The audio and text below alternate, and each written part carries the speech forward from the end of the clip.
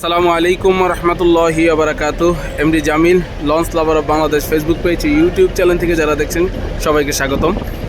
MB অগ্রদূত plus সে ঈদগাহ ফেরিঘাট থেকে ছেড়ে এসে চাঁদপুরে যাত্রী নিয়ে ঢাকা সদরঘাট অবস্থা বার্নিংয়ের জন্য আসছে।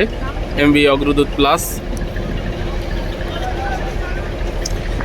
তেমন যাত্রী নেই বললেই চলে, অল্প কিছু যাত্রী আছে এমবি অগ্রদূত প্লাসে।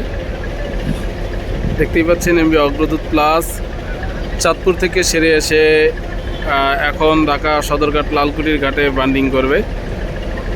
এমবি অগ্রদূত প্লাস যাত্রীর সংখ্যা অনেক কম। ঈদ স্পেশাল ট্রিপ হিসেবে, ফিরতি ট্রিপ হিসেবে যাত্রী অনেকই কম। দোতলায় যাত্রী নেই বললেই চলে। কিছু সংখ্যক যাত্রী আছে নিচতলায়, দেখতেই পাচ্ছেন।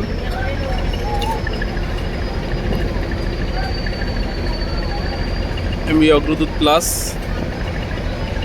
সে ঢাকা সদরঘাটের লালকুটি ঘাটে অবস্থা বান্ডিং করার জন্য তার ইঞ্জিনকে ব্যাক গিয়ারে দিয়েছে। অল্প কিছু সময়ের ভিতরে সে ঢাকা সদরঘাটে বান্ডিং করবে লালকুটি ঘাটে।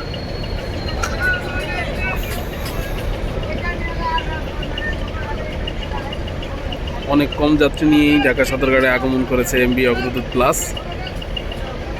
যেমন এমবি ইয়াদ অল্প কিছু যাত্রী নিয়ে কালীগঞ্জ ইলিশা থেকে ঢাকা সদরঘাটে এসেছিল, ঠিক তেমনি এমবি অগ্রদূত প্লাসও অল্প কিছু যাত্রী নিয়েই ঢাকা কালীগঞ্জ চাঁদপুর ঈদগাহ ফেরিঘাট থেকে ঢাকা সদরঘাটে লালকুটি ঘাটে অবস্থান বান্ডিংয়ের জন্য আসছে, দেখতেই পাচ্ছেন।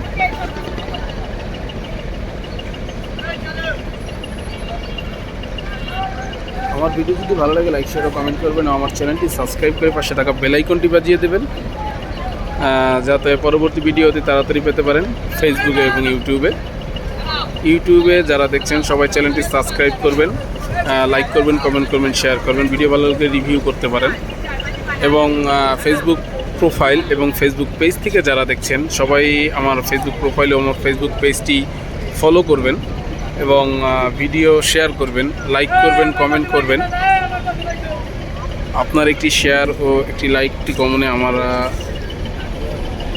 প্রোফাইলের ভিউ ও রিচ বাড়বে ইনশাআল্লাহ। দেখতেই পাচ্ছেন, আরও আমার রিচ বাড়াচ্ছে, মানুষের উপকার হবে যে কখন কোন লঞ্চটা ছেড়ে যাচ্ছে তা জানা যাবে। আসসালামু আলাইকুম রহমতুল্লাহি ওয়া বারাকাতুহু। MD Agradut plus.